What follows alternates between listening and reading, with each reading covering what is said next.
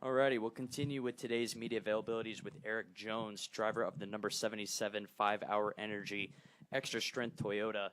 Erik is coming off a career best finish in the Monster Energy NASCAR Cup Series at Pocono and is from Michigan. Erik, can you just talk to us a little bit about, how fun this week's been for you, kind of being home with family and just kind of being here at Michigan? Yeah, it's been a busy week. I didn't get home till Tuesday night. Drove back up here and then went over, tested a late model on Wednesday over in Grand Rapids, Michigan, and then yesterday kind of got to take the day off, visit a little friends and family, and then back at it again today. So it's just nice to come home, nice to sleep in the house that I grew up in and stay there. It's only about an hour away from here, and roll into the racetrack in the morning. So it's just cool to be here and on Sunday get all the family and friends out. About burnt through every possible hot pass I can get. So just nice to have everybody here and be close to home. Good deal. With that, we'll open up for questions. We'll start over here with Joe. Work our way around. Joe from WTVG in Toledo. You're having a good year. We've seen a lot of first-time winners as well. What do you think of the youth movement this year? It's been nice to see. I think all of us have been working to kind of get to that point where we can win races, and we're steadily getting closer to that. You can see that each week, and with Ryan getting a win, I think Chase will get a win soon. Hopefully we can get a win soon, and all kind of join that list and really become competitors week in and week out and contend for these wins. So we're all trying to get there. It's neat to see us all kind of come in at the same time. I've raced with a lot of these guys for a long time, and to all be at this level together is a little bit surreal. When you race against guys when you're younger and late models and stuff, you don't really think you're going to race them forever or all make it to this level. So to see us all here and having our chance is pretty cool. We'll go to Bob Taylor in the back. Sorry. Bob Pockris, ESPN. Do you do a lot of simulator work, and would you do more in the week leading up to Sonoma?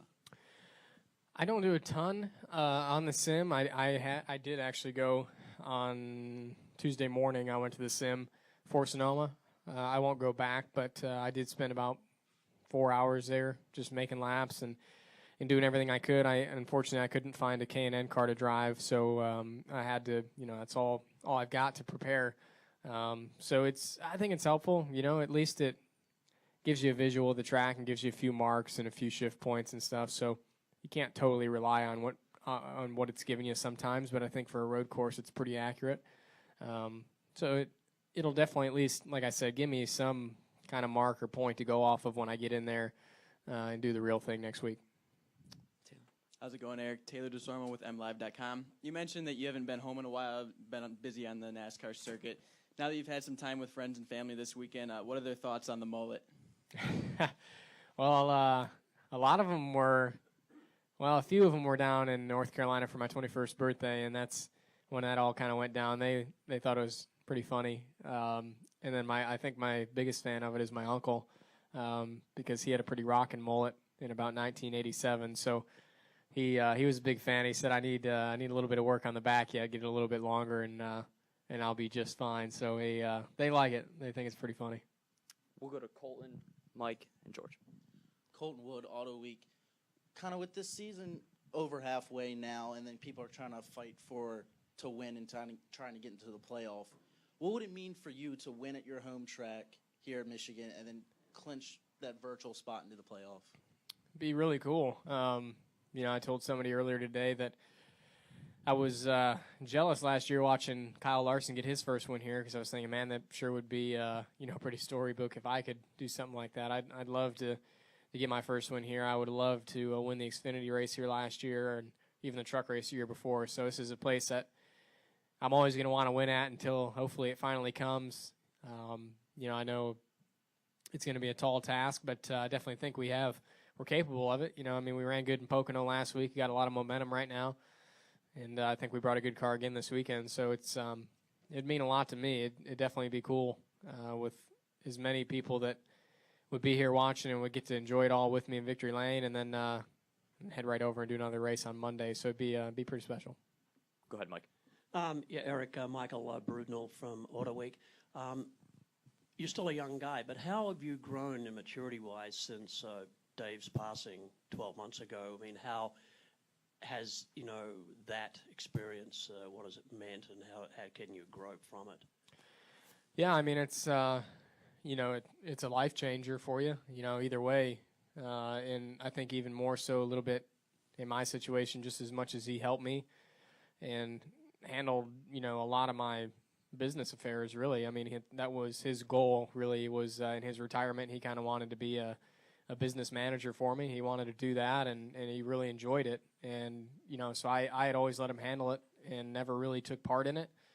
And then when that suddenly goes away and you have to inherit all those responsibilities and those tasks, it's pretty big bearing.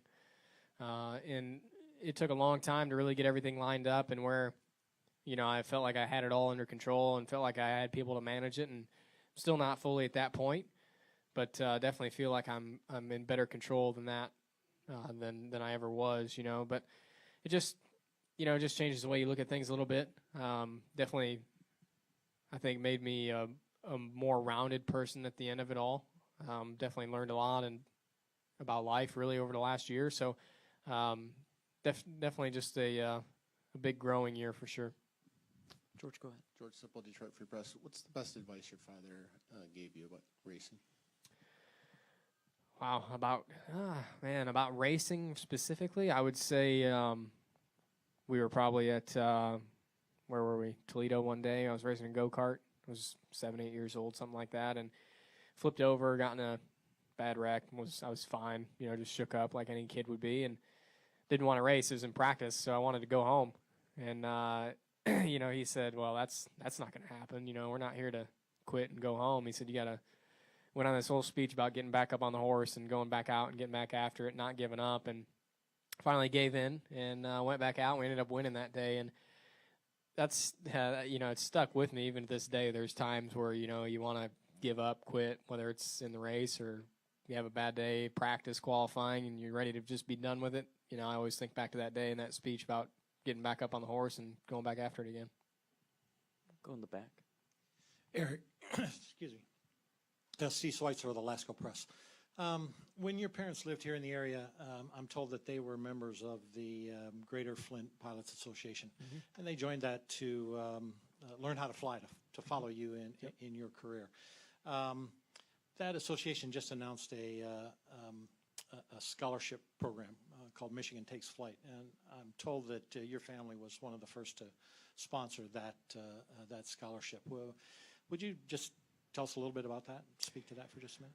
Yeah, it's pretty cool. My dad had always wanted to learn how to fly since as long as I can remember. Since I was a little kid, he would talk about it, and finally got the opportunity where he didn't have to go to the racetrack every weekend with me and had the chance and the time to go and do it. And my mom had said that she wasn't going to fly with him unless she knew how to fly the plane too. So she went and joined, and they both signed up. And basically, you have to buy in to the association.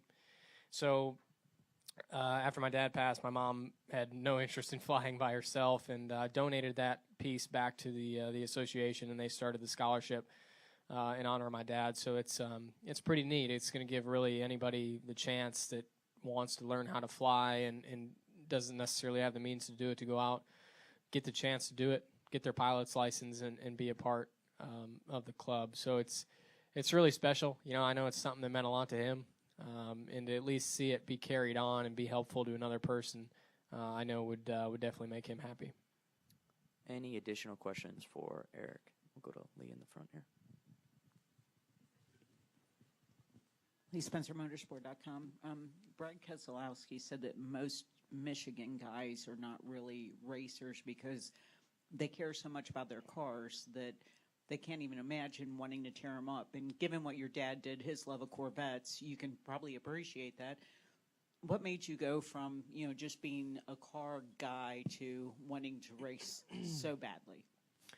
Yeah, so I think back to being a little kid, and I wasn't necessarily a huge race fan. I was a car guy more than anything, going to car shows and hanging out and learning everything about them. And I guess I always wanted to be involved with cars somehow. I didn't necessarily know in what capacity, and I guess, you know, the race was always kind of on TV in the background on Sundays, and we were always watching, you know, in between whatever, doing yard work or anything else. And I would say, you know, as I got a little bit older, I didn't really have a hobby, so I was looking for something to do, and I got a yard cart when I was about 5 or 6, and really just enjoyed being on anything that I could drive, anything with 4 wheels, and realized I really liked doing that. And then after we found out about quarter midget racing, I think it was all just kind of natural. You know, I was just a naturally competitive person, really wanted to win at anything. I mean, even at 5, 6 years old, it didn't really matter.